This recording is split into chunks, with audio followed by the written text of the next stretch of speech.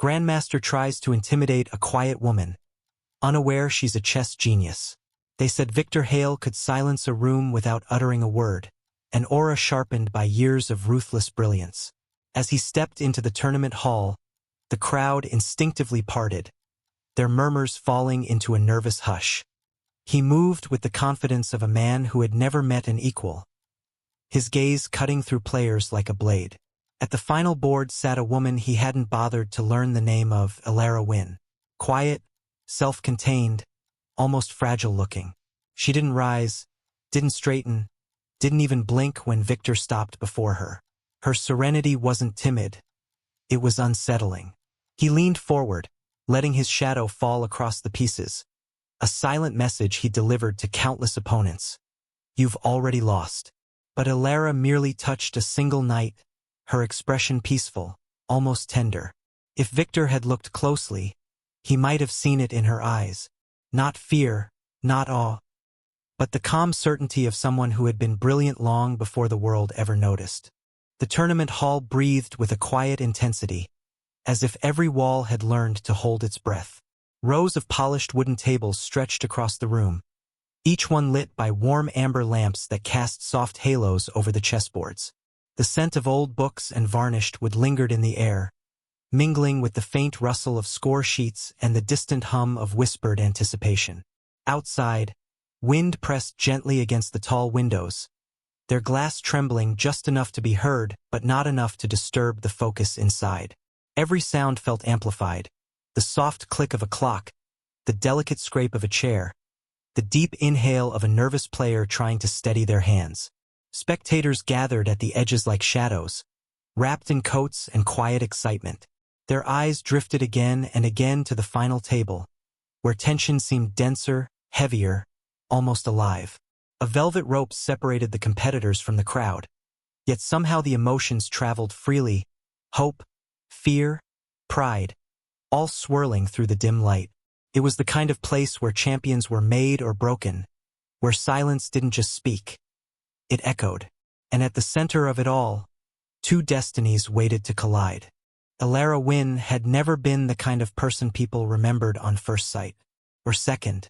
She moved through the world quietly, like a soft draft through an open window, felt more than seen, present but unremarked upon.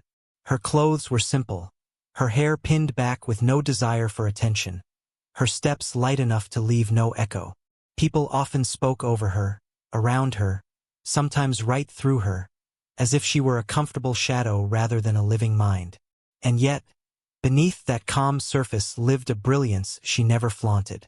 Elara had spent years watching the world the way others watch the sky, studying patterns, tracing habits, observing the small, almost invisible choices people made when they thought no one noticed. She carried these details quietly, like folded letters she never showed anyone. In silence, she understood more than most people ever said aloud.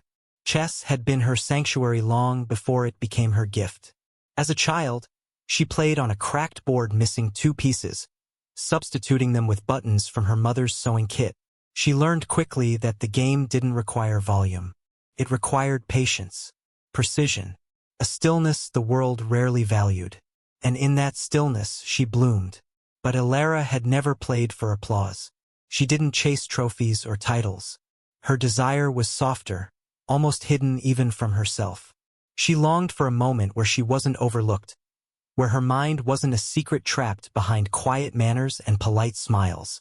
Not admiration, not fame, just recognition. A single instant where someone truly saw her. Yet she had never forced it, never stepped into the light to demand a place. Attention had always been something she waited for, not something she sought. And because she waited, most people stepped past her without realizing the brilliance they brushed elbows with. Now, sitting at the final table, her hands resting gently on the pieces, she seemed almost fragile. Her stillness could be mistaken for uncertainty. Her silence could be mistaken for fear.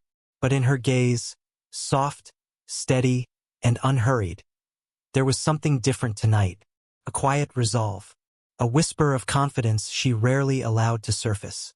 She did not look like a threat. She never had. But the truth was simple. Alara Wynn had come here not to be seen, but to finally stop hiding. Alara's quietness hadn't been born from shyness. It was carved, slowly, painfully, by years of being dismissed by the very people she once hoped would understand her. As a child, she had been the quiet observer in a loud household, her thoughts always several steps ahead of her voice. Her father, stern and hurried, often mistook her silence for disinterest. Her mother, exhausted and practical, believed chess was a nice hobby, never realizing it was the one place Alara felt entirely alive. She remembered sitting cross-legged on the kitchen floor, the faded board between them, her mother humming as she cooked. Those afternoons were warm, gentle, but fleeting. Life grew heavier and the humming stopped. School was harsher. Teachers praised the loud, the quick, the confident. Alara was none of those things. She learned early that brilliance meant nothing if it wasn't performed. And performing had never been her gift. She recalled the sting of raising her hand only to be spoken over, the ache of winning a local junior chess tournament while the trophy was handed to the boy who must have helped her. She had smiled politely, her fingers brushing cold metal that did not carry her name. Even then, she had swallowed the hurt, placing it somewhere deep where it couldn't betray her. But scars, even tucked away, still shaped her. There were days she wondered if she should have been bolder, louder, more willing to demand the space she deserved. She wondered whether the years of being overlooked had changed her too deeply, turning her quietness from a shield into a habit she wasn't sure she knew how to break. Yet at the same time, silence had given her something priceless: clarity. She saw things others missed. She listened, truly listened, in ways that made people reveal more than they intended. This gift, hidden beneath layers of gentleness, had sharpened her mind into something no one ever expected. Still, regret lingered. She often remembered her grandfather, the only person who had ever looked at her as if he could see the horizon inside her. He had been the one to teach her the beauty behind each move, the poetry in patience, the soft resilience of strategy. "The world will always talk, Alara," he used to say, placing a firm hand on her shoulder. "But the board listens. Every square is an ear, every piece a voice. Play until the silence speaks back to you." She carried those words through every lonely tournament, every moment she felt herself fading into the corners of life. After he passed, she didn't touch a chessboard for months.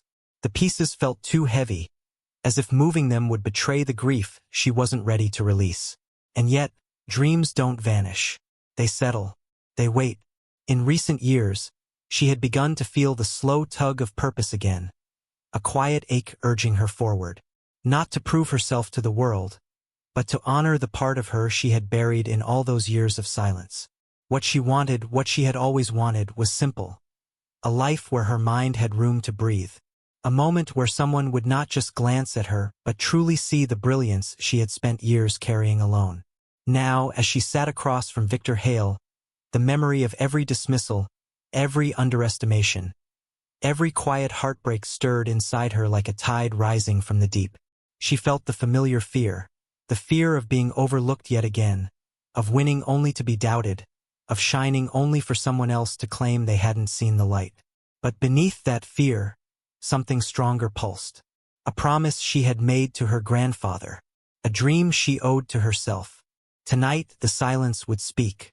Victor Hale had been a legend long before he became a menace. The world adored him, feared him, bowed to the sharp, cold brilliance that radiated from every move he made. He carried himself like a storm dressed in elegance. Tailored suits, polished shoes, and an arrogance so effortlessly worn it almost seemed like charm. Almost, because beneath that polished veneer was a man who thrived on control. He didn't just play chess. He dominated it. For years, his reputation had stretched across continents. The grandmaster who could unravel opponents in under 20 moves. The man whose stare alone made younger players fold. The champion who smiled only when another person broke. He walked through tournaments like a king marching through conquered lands, each victory reinforcing his belief that he was untouchable. And people let him believe it. They encouraged it. They trembled under it. Players whispered his name with a mix of awe and dread. Coaches warned their protégés to avoid his gaze. Even seasoned competitors found their confidence thinning the moment Victor stepped near. His presence felt heavy, like pressure on the chest, as if the air itself bent to his will. He enjoyed that. He relied on it. Control wasn't just a habit for Victor, it was an addiction. The way he leaned in close to opponents, the way he commented on their openings in a tone that sounded polite but cut like glass, the way he paused before making a move just long enough to watch them sweat. He didn't need to win on the board. He won long before the first pawn moved. Years of unchecked power had shaped him into someone who no longer believed in equals. He believed in prey. When he first heard about the quiet woman seated at the final table, he smirked. To him, she was another timid dreamer who'd gotten lucky. A stepping stone to yet another headline praising his brilliance. He didn't care who she was. He didn't bother learning her name. All he saw was an empty seat waiting to be conquered. As he approached her, the hall seemed to shift around him. Players stiffening, whispers falling silent, spectators turning with that familiar mix of admiration and fear. Victor absorbed it all, the attention, the awe, the tremors of uncertainty, as if it were his rightful crown. He was the storm, the threat, the man who broke people with a smile. And tonight he believed he would break her too. Because Victor Hale had never encountered someone he couldn't bend. Not yet. Seated a few rows behind Alara, Milo Hart watched her with a quiet, unwavering belief that few people in her life had ever offered. Milo wasn't a grandmaster, nor a prodigy, nor anyone the cameras cared to notice. He was simply the kind of person who felt deeply, listened carefully, and believed wholeheartedly. And from the very first day he'd seen Alara play, a small local tournament with mismatched tables and a flickering ceiling light, he had known she was extraordinary. Where others overlooked her, Milo noticed the way her fingers hovered over the board with gentle certainty, the way her eyes softened right before a devastating move, the way her silence wasn't emptiness but focus. He understood her quiet in a way the world rarely did. Milo never tried to push her into the spotlight. He never urged her to boast or change or be louder.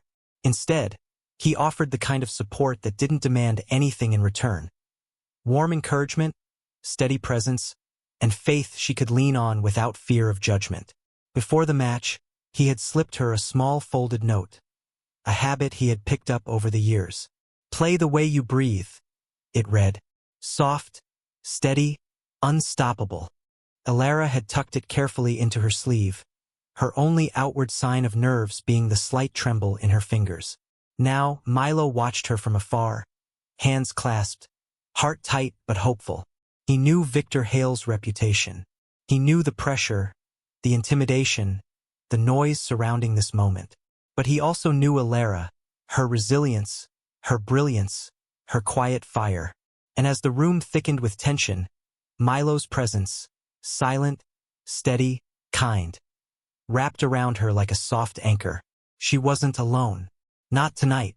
In the hours leading up to the match, tension clung to Alara like a second skin. Everything around her felt louder than usual, the shuffle of papers, the distant chatter of players analyzing openings, even the soft hum of the heating vents. It was as if the world itself had decided to remind her of every insecurity she had ever carried.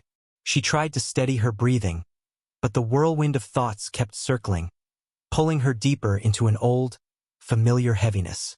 Her daily struggles had never been dramatic enough to draw attention, yet they accumulated quietly, pressing against her like invisible weights. The exhaustion of constantly proving herself. The ache of being underestimated in workplaces and clubs where louder voices always took credit. The sting of watching mediocre players be hailed as promising talents, while she remained the silent shadow in the corner. Even simple things, buying groceries, taking crowded buses, navigating small conversations, felt like battles she fought alone. Life had trained her to shrink, to be careful, to avoid taking up too much space. Today, the pressure grew sharper. Every time she glimpsed Victor Hale across the hall, surrounded by cameras, fans, and sycophants, her chest tightened. His confidence seemed to fill the room, pushing against her own fragile calm. She heard a pair of young players whisper, "He'll crush her. Look at her. She's already nervous. She lowered her gaze, pretending not to hear, though the words nestled under her ribs like thorns. Even the memory of her job that morning gnawed at her. She had almost skipped coming here entirely after her supervisor dismissed her request for time off with a skeptical look, as if chess were a childish pastime instead of a world she had shaped her life around. "If you lose your shift, don't blame me," he'd muttered. His condescension lingered, mingling with every doubt she'd ever swallowed. Outside, her bus had been late, rain soaking the cuffs of her coat as she waited alone. By the time she arrived at the venue, her shoes were damp, her hands cold. She felt small before she even stepped through the doors. And now, as she sat at the final table, watching the crowd swell with anticipation, every insecurity seemed to whisper louder. What if she froze? What if all her years of quiet brilliance crumbled under the weight of a man who didn't even know her name? What if this wasn't a moment of becoming, but a reminder that she was never meant to shine? The rising chatter, the shifting lights, the pressure of hundreds of eyes. All of it pulsed with a single overwhelming truth. This match was bigger than a game. It was a reckoning. Yet beneath the anxiety, a fragile spark pushed back.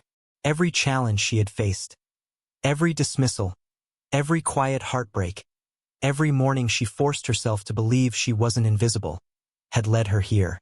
The anxiety was real, but so was the strength beneath it. Still, as Victor approached with that confident, predatory stride, the room seemed to tighten one last time, the final storm cloud gathering above her. The game had not yet begun, but the battle had. The turning point arrived not with a dramatic shout or a sudden crash, but with something far quieter, yet far more devastating. Just minutes before the match was set to begin, as players settled into their chairs and the audience hushed into anticipation, a small commotion rippled through the crowd. At first, Elara didn't look up. She was focused on the board, rehearsing her opening in her mind like a familiar melody. But the sound grew sharper. A quick gasp, a clatter, then a thud that echoed across the hall. Someone had dropped something near her table. When she finally lifted her gaze, her breath caught. A young boy, no older than 11, stood frozen beside Victor Hale himself. The child held an autograph booklet, the kind fans carried during big tournaments. Victor's pen lay on the floor, rolling until it tapped against the leg of Elara's chair. The boy's wide eyes trembled with fear. Victor towered over him, expression etched with cold irritation rather than patience. "I don't have time for this," he snapped under his breath. His voice low enough to avoid the microphones but sharp enough to cut the child's confidence in half. The boy murmured a small apology, voice barely audible. His hands shook as he bent to retrieve the pen, but before he could, Victor's polished shoe pressed down on it. Not enough to break it, but enough to claim possession. A hush fell. Not a single spectator breathed, and Elara felt something inside her freeze. It wasn't the pen. It wasn't the boy. It was the familiarity. The way Victor's carelessness toward someone smaller, quieter, gentler echoed too closely the world she had grown up in.